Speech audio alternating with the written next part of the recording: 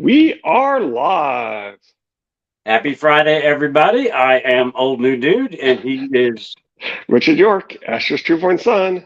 Are you reading the comments? Yep. Uh, Hey, Sanji. Hello, hello. Sanji. Jeff, Sanji, Lizzie, Chris. Yep. Anyway. All Usual right. suspects. New All right. comments. This What does this is one? Clash of Kings Arya 5. Oh, Charles. And, hey, And Charles. Pod. Oh, wow. Pod 2. Funny thing, it's been so long since I typed Arya's name. I had to double check to make sure I get the R and the Y in the same spot. For some reason, it just the Arya just didn't click in my head how to spell it right. So, but it is what it is. I'm an idiot. I know. Thank you, everybody, for joining us. If you've watched any of these, you know that we start with the brains of the operation, which is Richard, who is not drinking lemonade today, but is drinking something red to match his dragons on his shirt. Yeah. It's not wine, unfortunately. It's not wine slushies from Ice and Firecon. It's not wine. It's not wine slushies. The wine slushies are pretty good. Oh yeah, they are. Oh yeah. But he will say what he saw in the chapter, and then I will jump in with my stupid stuff. I will go ahead and let you know that I have a little bit more energy than I did Wednesday, so hopefully my brain will kick in a little bit. Good. Yeah. Arbor Red.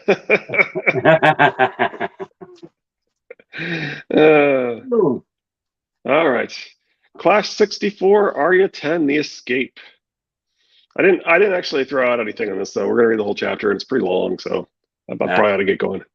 Okay. I do want to be on the lookout for the Never, Never, Never. I'm pretty sure there's a yes, Lady Thistle says, like the video. Thank you, Lady Thistle. The heads had been dipped in tar to slow the rot. Every morning when Arya went to the well to draw fresh water from Roose Bolton's basin, she had to pass beneath them.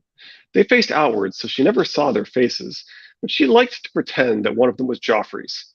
She tried to picture how his pretty face would look dipped in tar. If I was a crow, I could fly down and peck off his stupid, fat, pouty lips. The heads never lacked for attendants. The carrion crows wheeled about the gatehouse in raucous unkindness and quarreled upon the ramparts over every eye, screaming and cawing at each other and taking to the air whenever a sentry passed along the battlements. Sometimes the maester's ravens joined the feast as well, flapping down from the rookery on wide black wings. When the ravens came, the crows would scatter, only to return the moment the larger birds were gone. Do the ravens remember Maester Tothmer? Arya wondered. Are they sad for him? When they quirk at him, do they wonder why he doesn't answer? Perhaps the dead could speak to them in some secret tongue the living could not hear. Not the first time we've had that kind of implication. Yes. Also, before we get too farther, if I was a crow, I could. Bears means crow. Lady Thistle pointed that out. And I'm looking for suspects other than Bran. That could be the three-eyed crow. So this is another person saying or having a crow attached to something about them, whether it's I was a crow. There's definitely things in here too that give the time traveling. There's definitely things in and actually in the final chapter when we get to it that hint at the idea that Bran's not actually time traveling and stuff. I mean, of course he wants it to be ambiguous and have plausible deniability. So it's always worth looking for things that challenge your own assumptions and your own theories and so forth, right? Yeah. All right. Tothmer had been sent to the axe for dispatching birds to Castle Rock and King's Landing the night Harrenhal had fallen. Lucan the armorer for making weapons for the Lannisters. Goodwife Hera for telling Lady Went's household to serve them. The steward for giving Lord Tywin the keys to the treasure vault. The cook was spared, some said because he'd made the weasel soup, but stocks were hammered together for Pretty Pia and the other women who'd shared their favors with Lannister soldiers. Stripped and shaved, they were left in the middle ward beside the bear pit, free for the use of any man who wanted them. 3 Frey men-at-arms were using them that morning as Arya went to the well. She tried not to look, but she could hear the men laughing. The pail was very heavy once full. She was turning to bring it back to Kingspire when Goodwife Amabel seized her arm. The water went slashing over the side onto Amabel's legs. You did that on purpose, the woman screeched. Plausible deniability. Never leave home without it. What do you want? Arya squirmed in her grasp. Amabel had been half crazed since they'd cut Hera's head off. See there? Amabel pointed across the yard at Pia. When this Northman falls, you'll be where she is. Let me go. She tried to wrench free, but Amabel only tightened her fingers. He will fall, too. Harrenhal pulls them all down in the end. Lord Tywin's won now. He'll be marching back with all his power, and then it will be his turn to punish the disloyal. I don't think he won't know what you did. The old woman laughed. I may have a turn at you myself. Hera had an old broom. I'll save it for you. The handle's cracked and splintery. Arya swung the bucket. The weight of the water made it turn in her hand so she didn't smash Amabel's head in as she wanted, but the woman let go of her anyway when the water came out and drenched her. Don't ever touch me, Arya shouted, or I'll kill you. You get away. Sopping, Goodwife Amabel jabbed a thin finger at the flayed man on the front of Arya's tunic. You think you're safe with that little bloody man on your teeth, but you're not. The Lannisters are coming. See what happens when they get here. 3/4 of the water had splashed out on the ground, so Arya had to return to the well. If I told Lord Bolton what she said, her head would be up next to Hera's before it got dark, she thought as she drew up the bucket again. She wouldn't, though. I think it's worth noting that this isn't the first time where Arya's had these thoughts and then said, "No, I wouldn't do that. I'm not that bad," you know. So right. People are like, "Oh, she's a sociopath." She has a conscience. She's demonstrating that right here, right? Yeah. Once, when there had been only half as many heads, Gendry had caught Arya looking at them. Admiring your work, he asked. He was angry because he'd liked Lucan, she knew, but it still wasn't fair. It's Steelshanks Walton's work, she said defensively, and the Mummers, and Lord Bolton. And who gave us all them? You and your weasel soup. So Gendry and Amabel are as clueless as Arya because if we were paying attention, this was happening without her, right? That the Mummers had already turned. They were leading in all the captives. They never took off any of their feet. They, the captives were expecting to be able to rebel. And Jaqen looked at her and said, "Do you understand?" And she said she did, and then she didn't, right? Yeah. And so all of them are wrong. Like this was happening no matter what. Arya did not change this. Yeah, and Arya wasted her last name. Yep. Arya punched his arm. It was just hot broth. You hated Sir Amory too. I hate this lot worse. Sir Amory was fighting for his lord, but the Mummers are sellswords and turncloaks. Half of them can't even speak the common tongue. Sefton Ut likes little boys. Qyburn does black magic, and your friend Biter eats people. The worst thing was she couldn't even say he was wrong. The brave companions did most of the foraging for Harrenhal, and Roose Bolton had given them the task of rooting out Lannisters. Vargo Hoded had divided them into 4 bands to visit as many villages as possible. He led the largest group himself and gave the others to his most trusted captains. She had heard Rorge laughing over Lord Vargo's way of finding traitors. All he did was return to places he had visited before under Lord Tywin's banner and seize those who had helped him. Many had been bought with Lannister silver, so the Mummers often returned with bags of coin as well as baskets of heads. A riddle, Shagwell would shout gleefully. If Lord Bolton's goat eats the men who fed Lord Lannister's goat, how many goats are there? 1, Arya said when he asked her. Now there's a weasel clever as a goat, the fool tittered. Rorge and Biter were as bad as the others. Whenever Lord Bolton took a meal with the garrison, they're as bad as the others. Yeah, that's probably true. It might be worse, actually. Whenever Lord Bolton took a meal with the garrison, Arya would see them there among the rest. Biter gave off a stench like bad cheese, so the brave companions made him sit down near the foot of the table where he could grunt and hiss to himself and tear his meat apart with fingers and teeth. He would sniff at Arya when she passed, but it was Rorge who scared her most. He sat up near faithful Urswick, but she could feel his eyes crawling over her as she went about her duties. I always like to keep my eyes on Urswick the Faithful because he's the one who's leading what's left to Old Town, and I do wonder if he's going to, like, his timing is going to be such that he somehow distracts the security at the same time as they're being attacked or something. I don't know. It feels like there could be something there. I think it's always worth keeping our eyes on him and remembering that he's on his way to Old Town. Yeah. Also, Arya being able to feel Rorge's eyes on her, even though that she's a wolf. It is in literature and other things. The prey like a rabbit or a squirrel or whatever would always be able to feel or sense the predator's eyes upon them. Yeah, she's back to being a mouse. She said before, right? Yeah, kind Some of other short. boys in Chicago trimming branches from utility lines, preparing for a storm tonight. Good luck. Oh, hey, brother. Sometimes she wished she had gone off across the narrow sea with Jock and Hagar. She still had the stupid coin he'd given her, a piece of iron no larger than a penny and rusted along the rim. One side had writing on it, queer words she could not read. The other showed a man's head, so worn that all his features had rubbed off. He said it was of great value, but that was probably a lie too, like his name and even his face. It made her so angry that she threw the coin away, but after an hour she got to feeling bad and went and found it again, even though it wasn't worth anything. Hey, the features of the face being worn off, was Yeah, that? I assume that's deliberate, right? That it's a faceless coin. Some people Yeah, think that that means it's worn down, but I'm not so certain it is. yeah. It's supposed to represent the faceless man. Even Valencar's though in for my it, lunch break. Hey, Don. hey, Vanguard, uh, it might be worn, but originally I think it had no features to begin with. Right. That's my thought on it too. Yeah. Um, yeah, I think it's a reference to the Book of the New Sun by Gene Wolfe.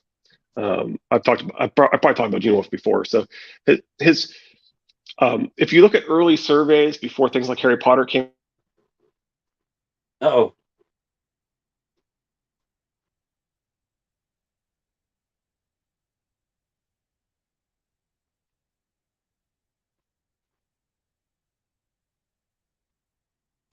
Hey, did you freeze up on y'all too?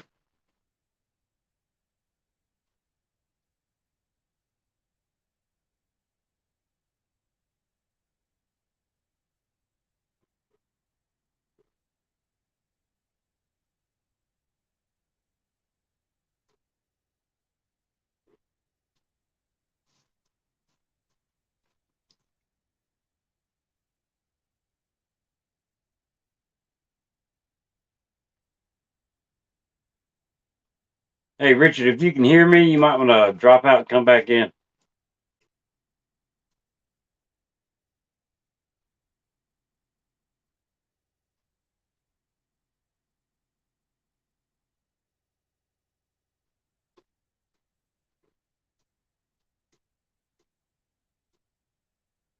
Oh, I hope he's okay. sorry about that. All right, that's better. I lost internet, so I switched providers. Anyway, Jeffrey, now's our time to overthrow Richard. okay. I was asking if people heard me. Maybe they did hear me, or maybe they heard you. Maybe you were asking. Anyway, I asked if it froze up on them too. yeah, I was switching air providers because I lost my internet. So anyway, Yeah. where were we here? Oh, I was saying that Gene Wolfe is like if you look at old surveys, he'd be like either after Earthsea or before Earthsea and after Tolkien, basically. So in terms of the top three most respected fantasies, um, it's a it's a series that where the main character is basically always wrong. He actually wrote a letter to George with the Valor Rereadus quote that said the best books are those that you enjoy more and more and reread and so forth. So he was definitely one of George's friends and mentors, and I do think the coin is a reference. But anyway, Okay. um, she was thinking about the coin as she crossed the Flowstone yard, struggling with the weight of the water in her pail. Nan, a voice called out, put down that pail and come help me. Elmar Frey was no older than she was, and short for his age besides. He had been rolling a barrel of sand across the uneven stone and was red-faced from exertion. Arya went to help him. Together, they pushed the barrel all the way to the wall and back again and stood it upright. She could hear the sand shifting around inside as Elmar pried open the lid and pulled out a chainmail hauberk. Do you think it's clean enough? As Roose Bolton Squire, it was his task to keep his mail shiny bright. You need to shake out the sand. There's still spots of rust. See? She pointed. You'd best do it again. You do it. Elmar could be friendly when he needed help, but afterward he would always remember that he was a squire and she was only a serving girl. He liked to boast how he was the son of the Lord of the Crossing, not a nephew or a bastard or a grandson, but a true-born son.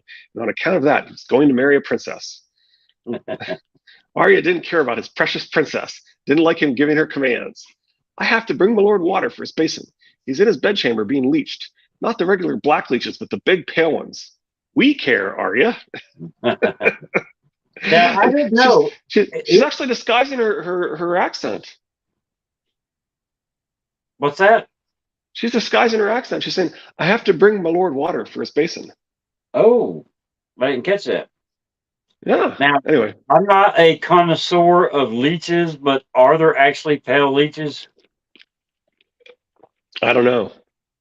or is I the do know pale that leeches? they're still used in medicine today, and it can be especially helpful to occasionally bleed if you're at least if you're not menstruating, um, to get rid of some of the iron accumulation in the blood, and it can help lower blood pressure and so forth.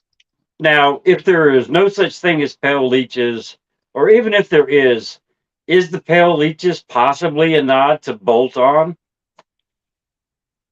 Maybe. More bolt-on was created because of it. It might be more accurate, but anyway. Omar's eyes got as big as boiled eggs. Leeches terrified him, especially the big pale ones that looked like jelly until they filled up with blood. I forgot, you're too skinny to push such a heavy barrel. I forgot, you're stupid. Arya picked up the pail. Maybe you should get leech too. There's leeches in the neck as big as pigs. She left him there with his barrel. The Lord Arya does know the land around the neck. Jeff, what kind of leeches do you use in your swamp magic? Hey, Dolores Bedchamber was. would that make Jeff Howland Reed? Somebody's got to be. Somebody. That makes him also Shadrach then, right? Dolores There you go. Bedchamber was crowded when she entered. Cogburn was in attendance, and Dower Walton in his mail shirt and greaves, plus a dozen Freys, all brothers, half-brothers, and cousins. Roose Bolton lay abed, naked.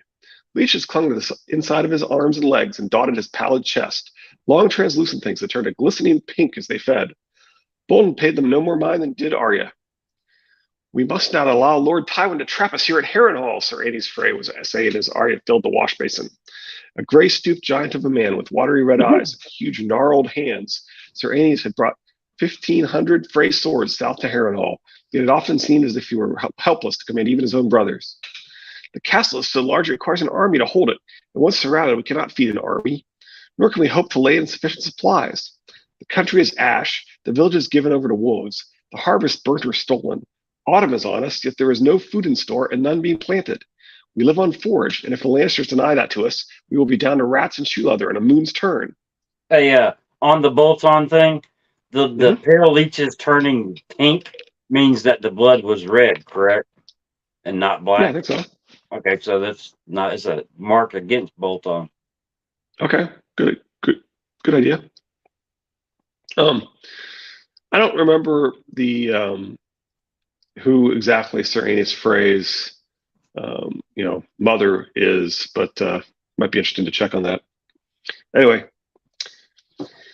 I do not mean to be besieged here. Roose Bolton's voice was so soft the men had to strain to hear it, so his chambers were always strangely hushed.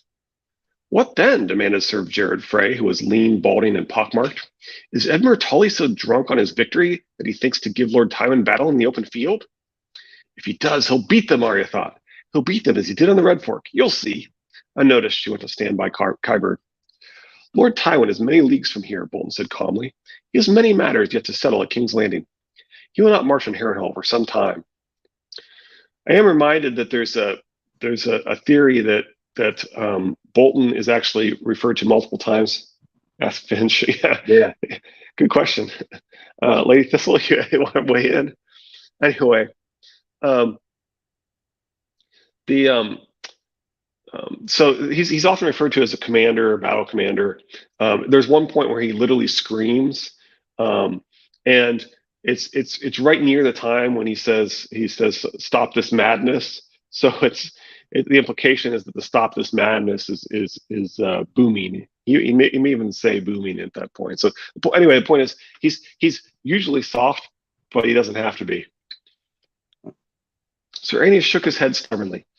You do not know the Lannisters as we do, my lord. King Stannis thought that Lord Tywin was 1,000 leagues away as well, and it undid him.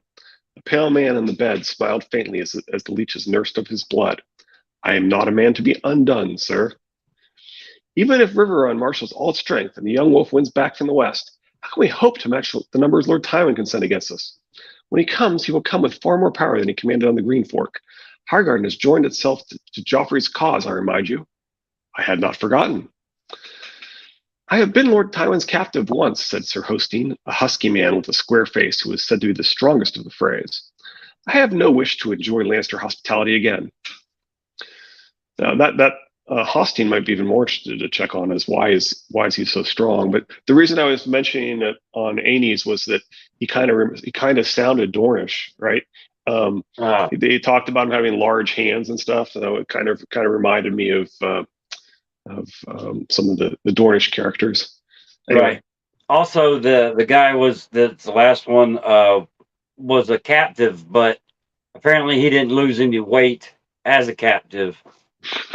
Husky man, yeah. Sir Harris High, who was a friend of his mother's side, nodded vigorously. If Lord Tywin could defeat a seasoned man like Stannis Baratheon, what chance will our boy king have against him? He looked around to his brothers and cousins for support, and several of them muttered agreement. Someone must have the courage to say it, Sir Hustine said. The war is lost. King Robb must be made to see that. Roose Bolton studied him with pale eyes. His grace has defeated the Lannisters every time he's faced them in battle. He's lost the North, insisted Hosting Frey. He has lost Winterfell. His brothers are dead. For a moment, Arya forgot to breathe. Dead? Brandon Rickon dead? What does he mean? What does he mean about Winterfell? Joffrey could never take Winterfell, never. Robb would never let him. Then she remembered that Robb was not at Winterfell. He was away in the west, and Bran was crippled, and Rickon only 4. It took all her strength to remain still and silent, the way Sir Farrell had taught her, to stand there like a stick of furniture. She felt tears gathering in her eyes and willed them away. It's not true. It can't be true. It's just some Lannister lie. Had Stannis won, all might have been different, Ronald Rivers said wistfully. He was one of Lord Walder's bastards. Stannis lost, Sir Hosting said bluntly. Wishing it were otherwise will not make it so. King Robb must make his peace with the Lannisters. He must put off his crown and bend the knee, like little as he may like it. And who will tell him so? Roose Bolton smiled. It's a fine thing to have so many valiant brothers in such troubled times. I shall think on all you've said. His smile was dismissal. The Freys made their courtesies and shuffled out, leaving only Qyburn, Steelshanks Walton, and Arya. Lord Bolton beckoned her closer. I am bled sufficiently. Nan, you may remove the leeches. At once, my lord. It was best never to make Roose Bolton ask twice. Arya wanted to ask him what Sir Hosting had meant about Winterfell, but she dared not. I'll ask Elmar, she thought. Elmar will tell me. The leeches wriggled slowly between her fingers as she plucked them carefully from the lord's body, their pale bodies moistened to the touch and distended with blood. They're only leeches, she reminded herself. If I closed my hand, they'd squish between my fingers.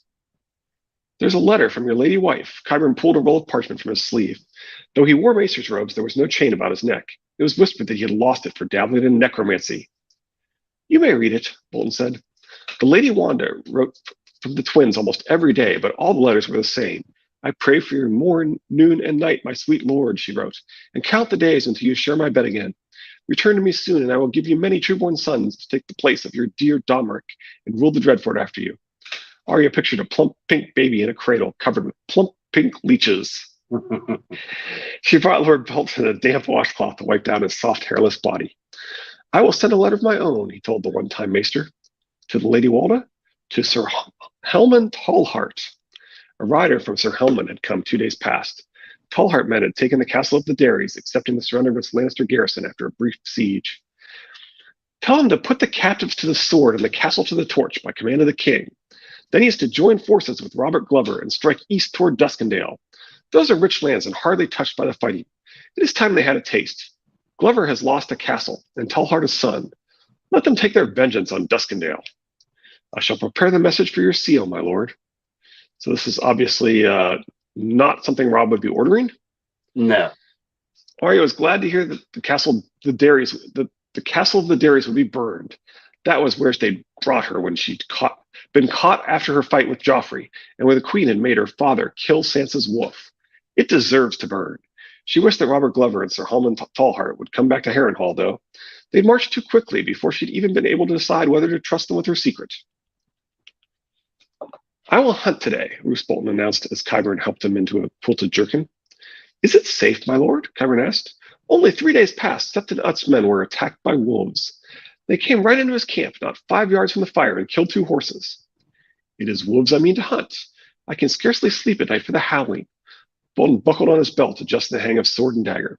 It's said that direwolves once roamed the north in great packs of 100 or more, feared neither man nor mammoth.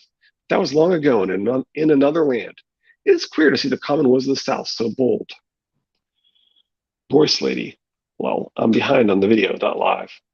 Who's responsible for keeping Roof's baby smooth all over?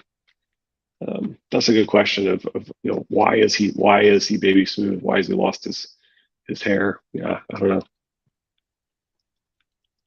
Maybe he is doing something weird and magical. Yeah, I mean, if he's a vampire, then the blood wouldn't be black, would it? I'm I smiling. don't know. I don't know. Anyway, I mean, Like, would it I would argue we already sparkle? have vampires in the story. Yeah. Um, Symbolically, Harrenhal does represent vampires, though, and that is where he is. So, Harrenhal and the Bat is all associated. But the actual vampires are the others, right? They're necromancers that can only come out at night.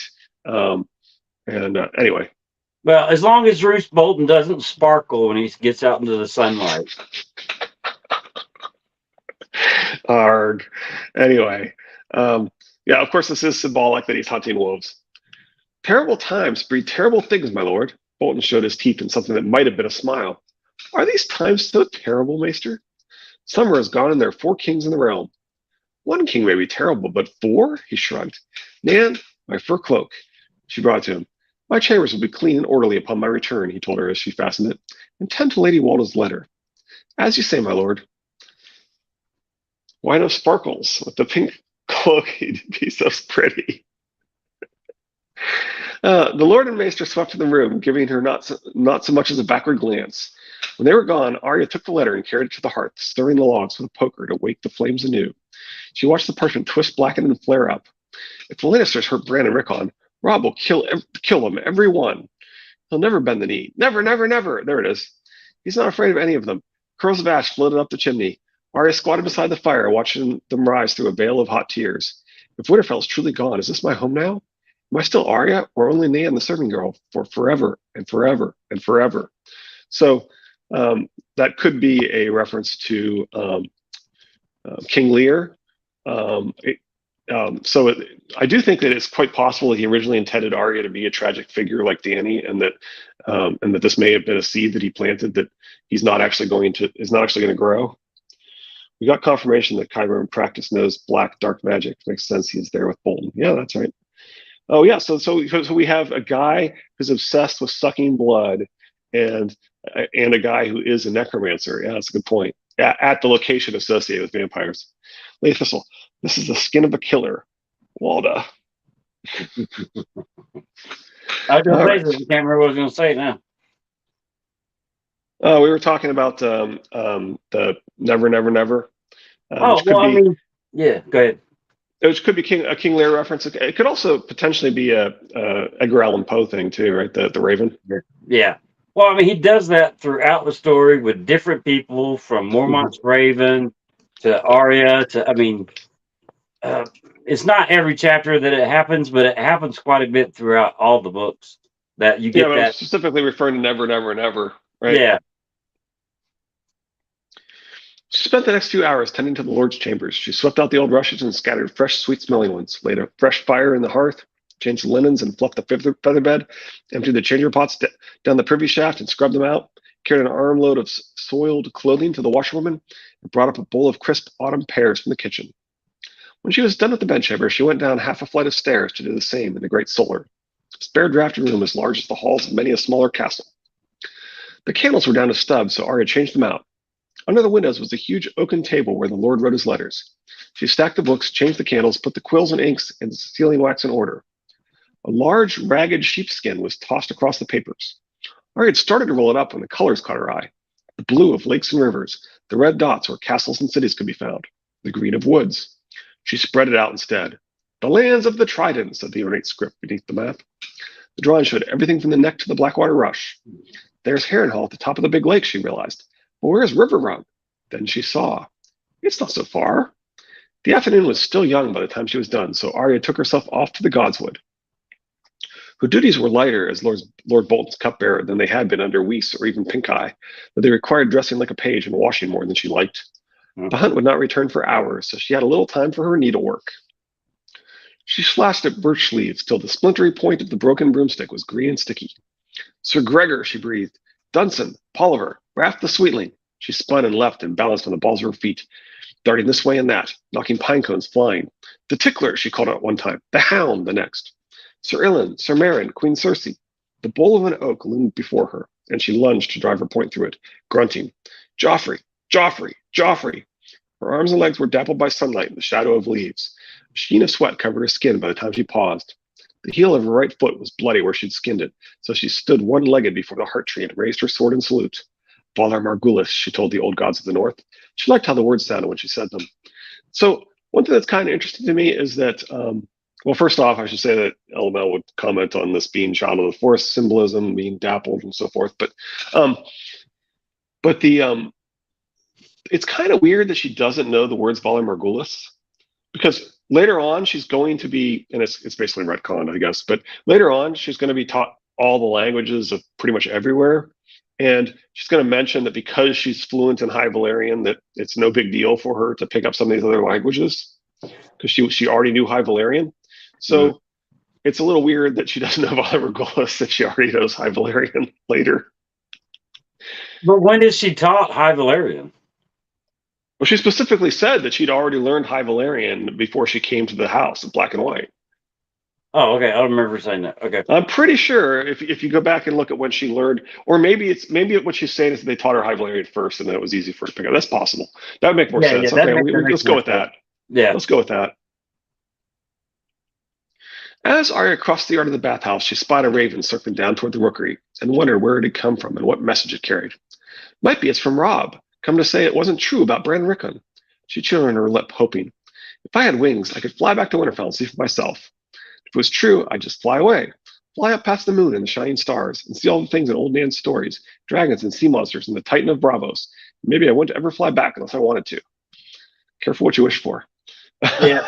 Well, there's her also mentioning wings again, or a crow. Thing. Yeah. And of course, this is basically what Bran does, right? He skin changes to get a look at the place, right? So, anyway. The hunting party returned near evenfall with 9 dead wolves. 7 were adults, big gray-brown beasts, savage and powerful, their mouths drawn back over long yellow teeth by their dying snarls. But the other 2 had only been pups. Lord Bolton gave orders for the skins to be sewn into a blanket for his bed. Cubs still have that soft fur, my lord, one of the men pointed out. Make you a nice warm pair of gloves. So 9 is supposedly Odin symbolism. But I do think it's interesting that it's 7 adults and 2 wolf cubs. 2 wolf cubs probably represent Bran and Rickon as they're believed dead, right? So then you've got 7 wolves, and that could kind of represent like Ned and his men at the Tower of Joy or something. I don't know. I'm just throwing that out there. Like there's probably some sort of 7 symbolism going on there. That's all I'm saying. Yeah. Bolton glanced up at the banners waving around the gatehouse towers. As the Starks want to remind us, winter is coming. Have it done. When he saw Arya looking on, he said, Nan, I want a flagon of hot spice wine. I took a chill in the woods. See that it doesn't get cold. I'm of a mind to sup alone. Barley bread, butter, and boar. At once, my lord. That was always the best thing to say. Hot Pie was making oat cakes when she entered the kitchen. 3 other cooks were boning fish, while a spit boy turned a boar over the flames. My lord wants his supper and hot spice wine to wash it down, Arya announced, and he doesn't want it cold. One of the cooks washed his hands, took out a kettle, and filled it with a heavy, sweet red. Hot Pie was told to crumble in the spices as the wine heated. Arya went to help. I can do it. That's odd that in this technology, they wash their hands. Yeah, there's also boiling water in this when people are worried about getting sick too. So they actually boil the water to avoid bacteria, and it could be a nod to the idea that there's like lost knowledge that this is a post-apocalyptic world potentially, right? I mean, George has made it clear that this is supposed to be Earth, and it honestly only makes sense as Earth if it's really post-apocalyptic world. And as we said,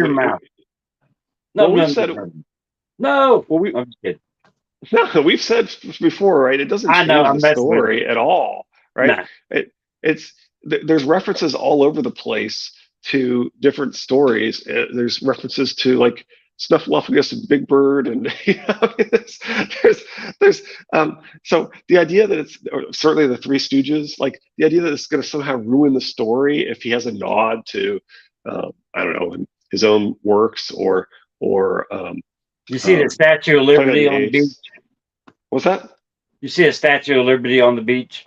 Yeah, or Nod to Planet of the Apes or something, right? So Hey, anyway, if that's the case, I know this is a long chapter and everything, but then the area north or upstream, upriver from Ashai, where it's really steeped in dark magic.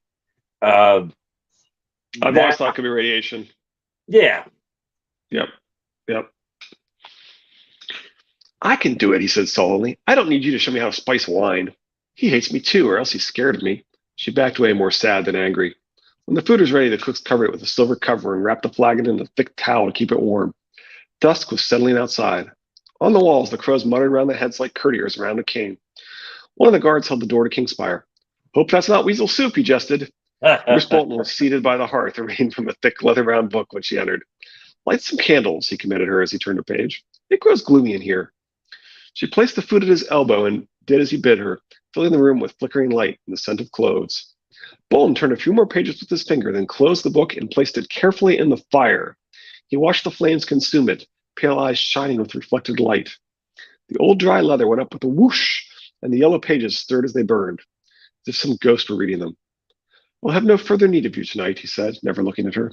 So I've seen speculation on this, nothing particularly satisfying, but it is interesting that as if some ghost were reading them could imply that Bran would be able to go back and read these as he did or something potentially. And so it could contain something important and it could be revealed later. The words seem to hint that something could be going on here. Also, if Melisandre could see things in the flames, if somebody burns something in flames, could somebody practice in seeing things in the flames actually receive that message? Oh, interesting. And we know that that time kind of works such that you can see forward and backward, right? And she seems to always know what the messages are of the ravens before anybody reads them. Right. Yeah, it's interesting idea. I like it. She should have gone, silent as a mouse, but something had hold of her. My lord, she asked, will you take me with you when you leave Harrenhal? So Arya needs to know this to take action potentially, right? It just sounds like something had hold of her. We see this. I think this chapter in particular is one of the most blatant of the interventions you'll ever see. This is the first, but it gets more and more blatant as she literally hears like Ned's voice talking to her and stuff. All right. He turned to stare at her, and from the look in his eyes, it was as if his supper had just spoken to him.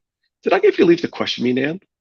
No, my lord. She lowered her eyes. Well, she forgot there. She said, my lord. Anyway.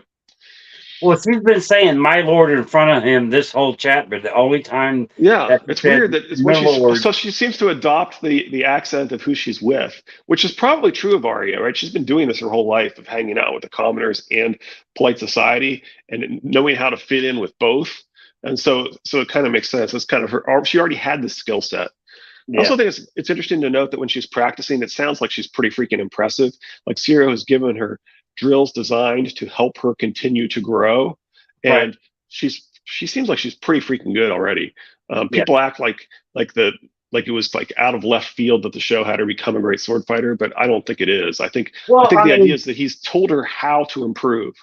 The show did her a disservice when in the tavern, Thoris Amir knocks her sword out of her hand like she's a noob, and she acts like a kind of a scared little girl again. But you don't see that in the book. Yeah, they act as if the House of Black and White's what makes her into a great fighter, and I don't think so. I think Syrio gave her the seeds she needed to become a great fighter. Yeah. Anyway. Well, I'm sure she looks in the mirror and goes, "I'm Batman." You should not have spoken then, should you? No, my lord. You should not have spoken then, should you? No, my lord. For a moment he looked amused. I will answer you, just this once. I mean to give Harrenhal to Lord Vargo when I return to the north. You remain here with him. The show did that a lot, yeah. But I don't, she started. He cut her off. I am not in the habit of being questioned by servants, Dan. Must I have your tongue out? He did it as easily as another man might cuff a dog, she knew. No, my lord. Then I'll hear no more from you. No, my lord. Go, then. I shall forget this insolence. Arya went, but not to her bed. When she stepped out in the darkness of the yard, the guard on the door nodded at her and said, Storm coming. Smell the air? The wind was gusting, flames swirling off the torches mounted atop the walls beside the rows of heads. Yes, storm is coming, like the next book. On her way to the Godswood, she passed the Wailing Tower, where once she had lived in a fear of Weiss. The Freys had taken it for their own since Harrenhal's fall. She could hear angry voices coming from a window, many men talking and arguing all at once. Elmar was sitting on the steps outside alone. What's wrong? Arya asked him when she saw the tears shining on his cheeks. My princess, he sobbed. We've been dishonored, Aenys says. There was a birth of the twins. My lord father says I need to marry someone else, or be a septon. A stupid princess, she thought. That's nothing to cry over. My brothers might be dead, she confided. Elmar gave her a scornful look. No one cares about a certain girl's brothers. It was hard not to hit him when he said that. I hope your princess dies, she said, and ran off before he could grab her. I hope you don't. In the Godswood, she found her broomstick sword where she had left it and carried it to the heart tree. There she knelt. Red leaves rustled. Red eyes peered inside her, the eyes of the gods. Tell me what to do, you gods, she prayed. For a long moment, there was no sound but the wind and the water and the creak of leaf and limb. And then, far, far off, beyond the Godswood and the haunted towers and the immense stone walls of Harrenhal, from somewhere out in the world, came the long, lonely howl of a wolf. Goose prickles rose on Arya's skin, and for an instant she felt dizzy. Then, so faintly, it seemed as if she heard her father's voice. When the snow falls and the white winds blow, the lone wolf dies, but the pack survives, he said. But there is no pack, she whispered to the weirwood. Bran and Rickon were dead. The Lannisters had Sansa. Jon had gone to the wall. I'm not even me now. I'm Nan. The princess does die and becomes no one. Ooh, nice, Lizzie. You are Arya of Winterfell, daughter of the North. You told me you could be strong. You have the wolf blood in you. The wolf blood. Arya remembered now. I'll be as strong as Robb. I said I would. She took a deep breath, then lifted the broomstick in both hands and brought it down across her knee. It broke with a loud crack, and she threw the pieces aside. I am a direwolf and done with wooden teeth. Arya gets some of the most blatant intervention right here. Yes. That night, she lay in her narrow bed upon the scratchy straw, listening to the voices of the living and the dead whisper and argue as she waited for the moon to rise. They were the only voices she trusted anymore. She could hear the sound of her own breath, and the wolves as well, a great pack of them now. They are closer than the one I heard in the Godswood, she thought. They are calling to me. Agreed that they're calling to you. I don't know if they're physically closer. Yeah, a quick thing. Is I know you're a huge Future Brand. Is that Future Brand using Ned's voice or a memory of Ned, or is Ned actually part of his old gods now that he had died? And that's an interesting concept that he may have somehow gotten into the blended consciousness. Uh-oh. You're switching sides again. You switch sides again. Yeah, well, you do most of the talking anyways. But, I mean, he could still feel his old gods in the Godswood at King's Landing because his leg hurt less. So there's still a connection. So and we've talked about how he's likely he was sort of having wolf dreams near the end too, right? Exactly. So could he be in the Weirwood web or whatever you want to call it? Could Bran reach out to him and blend his consciousness with the blended consciousness of the old gods? And is it a hive mind? And has he brought his father into it? I like that idea. Okay.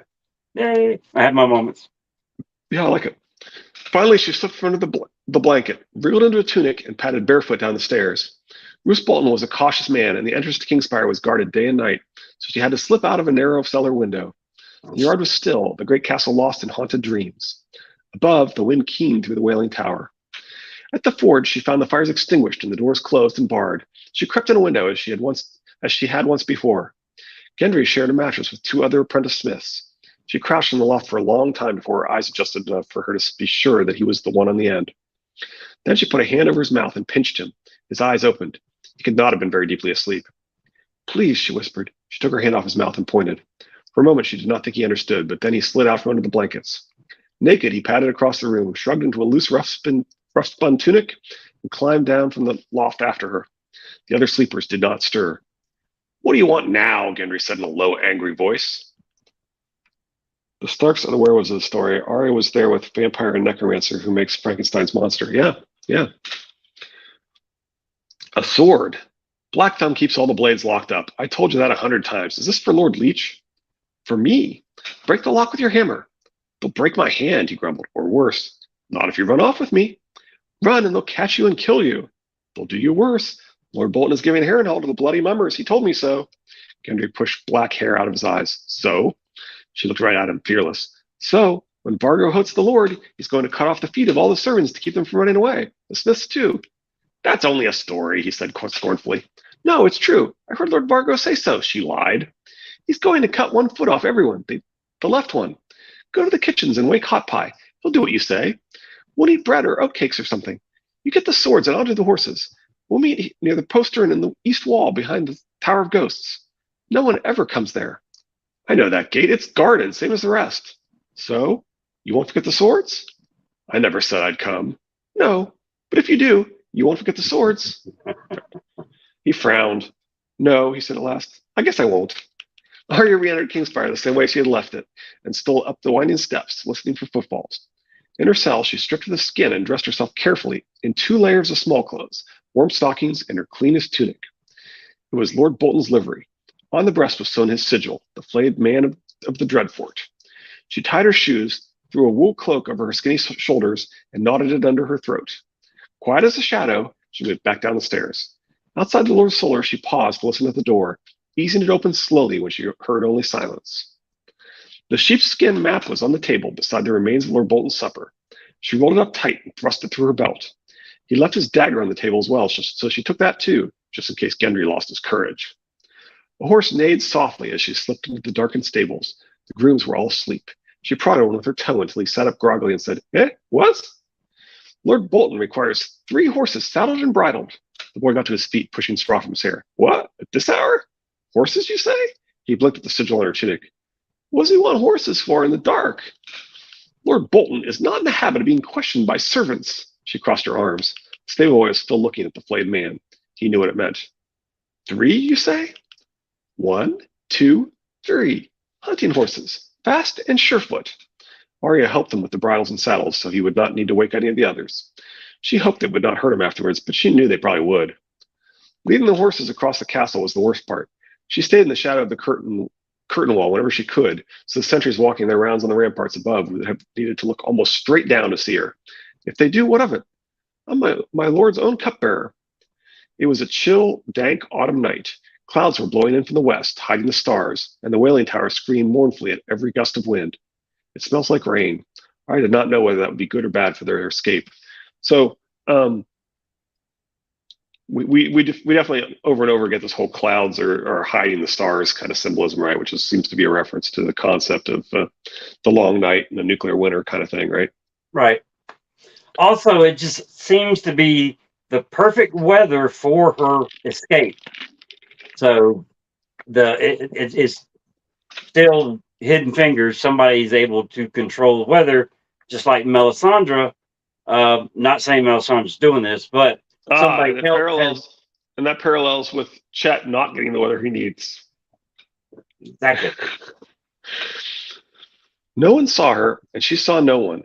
Only a gray and white cat creeping along atop the Godswood wall. It stopped and spit at her, waking memories of the Red Keep and her father and Sir Farrell. Is his name Sammy? I could catch you if I wanted, she called to it softly. But I have to go, cat. The cat hissed again and ran off. The Tower of Ghosts was the most ruinous of Harrenhal's 5 immense towers. It stood dark and desolate behind the remains of a collapsed sept where only rats had come to prey for near 300 years. It was there she waited to see if Gendry and Hot Pie would come. It seemed as though she waited a long time. Horses nibbled at the weeds that grew up between the broken stones while the clouds swallowed the last of the stars. Swallowed less of stars, essentially. Arya took out the dagger and sharpened it to keep her hands busy. Long, smooth strokes, the way Ciri had taught her. The sound calmed her. She heard them coming long before she saw them. Hot Pie was breathing heavily, and once he stumbled in the dark, barked his shin, and cursed loud enough to wake half of Harrenhal. Gendry was quieter, but the swords he was carrying rang together as he moved. Here I am, she stood. Be quiet, or they'll hear you. Check out what Lady People says. She saw no one. A cat. Foreshadowing? Yep, that's a good call. The boys picked her way toward her over tumbled stones. Gendry was wearing oiled chainmail under his cloak, she saw, and he had his blacksmith's hammer slung across his back. Hot Pie's red round face peered out from under a hood. He had a sack of bread dangling from his right hand and a big wheel of cheese under his left arm. There's a guard on that postern, said Gendry quietly. I told you there would be. You stay here with the horses, said Arya. I'll get rid of him. Come quick when I call. Gendry nodded. Hot Pie said, Who would like an owl when you want us to come? I'm not an owl, said Arya. I'm a wolf. I'll howl. Now, Hot Pie doesn't know that she's a wolf. So it's kind of suspicious that she says this here. Oh well. Alone, she slid through the shadow of the Tower of Ghosts. She walked fast to keep ahead of her fear, and it felt as though Syra Farrell walked beside her, and Yoren, and Jaqen H'ghar, and Jon Snow. So, she sounds like she's being bolstered by the old gods here, doesn't it? Yeah. She had not taken the sword Gendry had brought her, not yet. For this, the dagger would be better. It was good and sharp. The postern was the least of Harrenhal's gates, a narrow door of stout oak studded with iron nails, set in an angle of the wall beneath a defensive tower. Only one man was set to guard it, but she knew there would be sentries up in the tower as well, and others nearby walking the walls. Whatever happened, she must be quiet as a shadow. He must not call out. A few scattered raindrops had begun to fall. She felt one land on her brow and run slowly down her nose. She made no effort to hide, but approached the guard openly, as if Lord Bolton himself had sent her. He watched her come, curious as to what might bring a page here at this black hour. When she got closer, she saw that he was a Northman, very tall and thin, huddled in a ragged fur cloak. That was bad. She might have been able to trick a Frey or one of the brave companions, but the Dreadfort men had served Roose Bolton their whole life, and they knew him better than she did. If I tell him I'm Arya Stark and command him to stand aside, no, she dare not. He was a Northman, but not a Winterfell man. He belonged to Roose Bolton. When she reached him, she pushed back her cloak so he would see the flayed man on her breast. Lord Bolton sent me. At this hour? Why for? She could see the gleam of steel under the fur. She did not know if she was strong enough to drive the point of the dagger through chainmail. His throat. It must be his throat, but he's too tall. I'll never reach it. For a moment, she did not know what to say. For a moment, she was a little girl again and scared, and the rain on her face felt like tears. He told me to give all his guards a silver piece for their good service. The words seemed to come out of nowhere. Sounds like intervention to me. Silver, you say? He did not believe her, but he wanted to. Silver was silver, after all. Give it over, then. Her fingers dug down beneath her tunic and came out clutching the coin Jaqen had given her. In the dark, the iron could pass for tarnished silver. She held it out, let it slip through her fingers.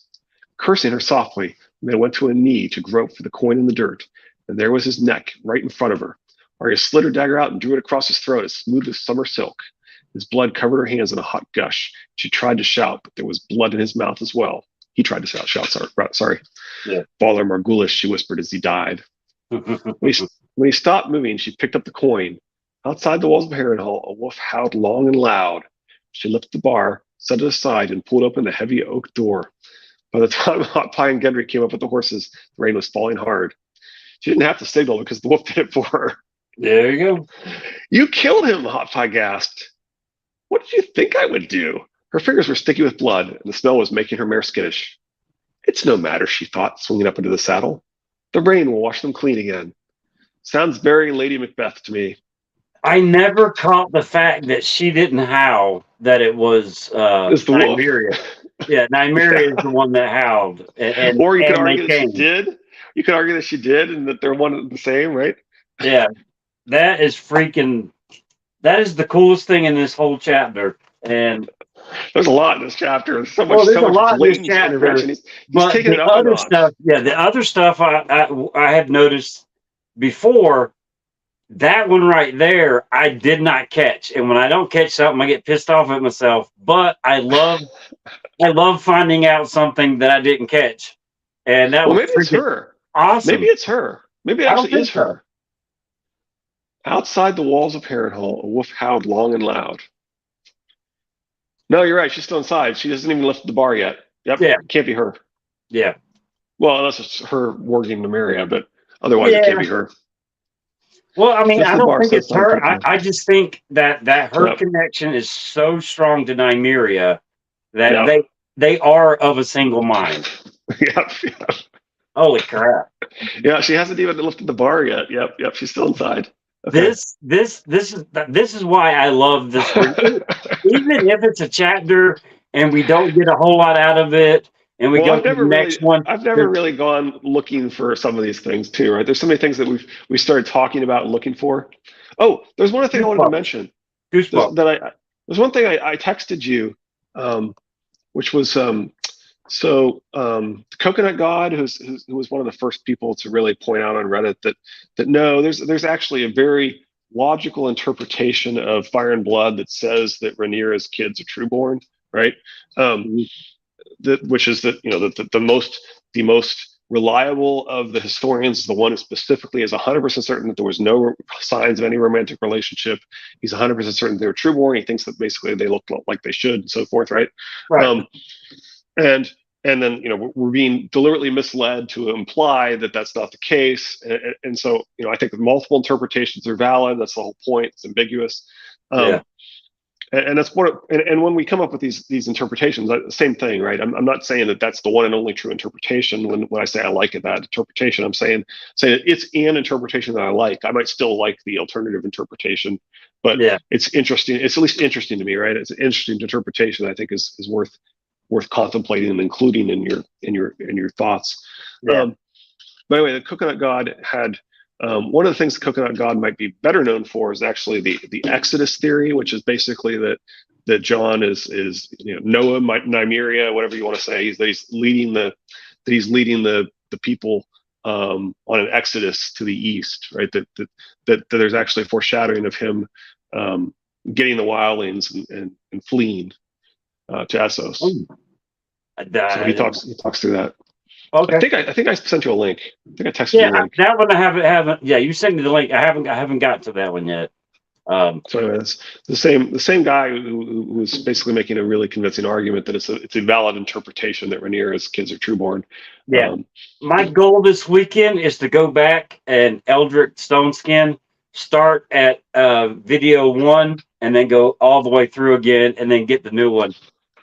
Yeah, can definitely be helpful to, and we've talked about how when we eventually get to Feast, we might want to look at going storyline by storyline, right? Because it does help your memory if you're focused on some things, right? One thing, yeah.